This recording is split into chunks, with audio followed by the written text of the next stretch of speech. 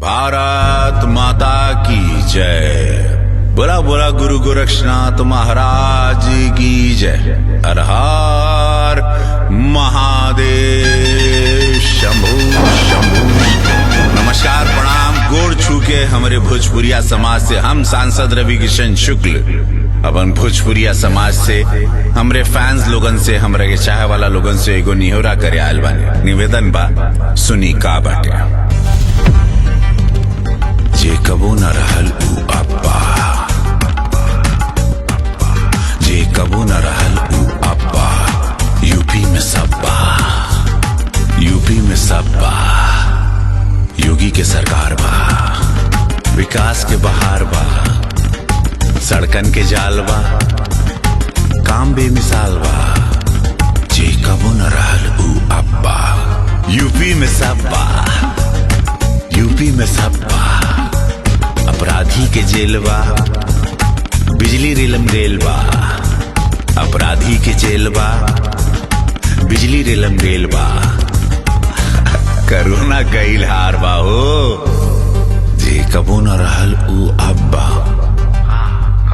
UP में सब्बा, UP में सब्बा।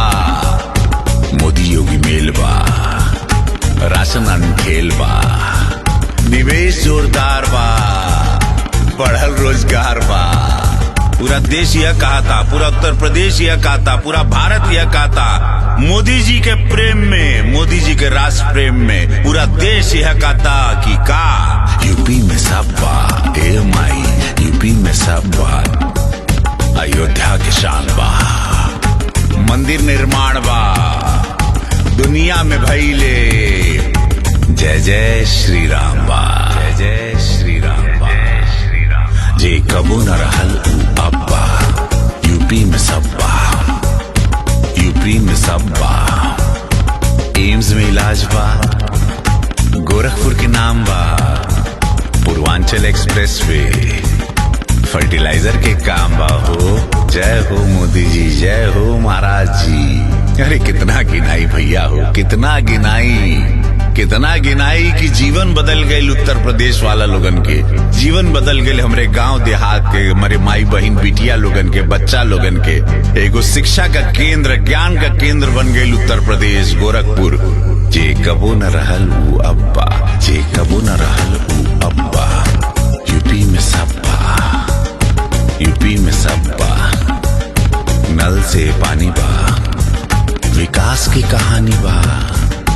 नल से पानी बा, विकास की कहानी बा। कुशीनगर जेवर एयरपोर्ट बा, यूपी में सब्बा, यूपी में सब्बा। जे कबो न रहल ऊ अब्बा, यूपी में सब्बा, यूपी में सब्बा। भाजपा के साथ बा, मोदी जी के हाथ बा, किसान के सम्मान बा, गरीब के मकान बा। जे कबो न रहल ऊ अब्बा, भैया हो यूपी में सब्बा। ए माई, हे बहिने, बाबा, चाचा, सोचिए ध्यान से।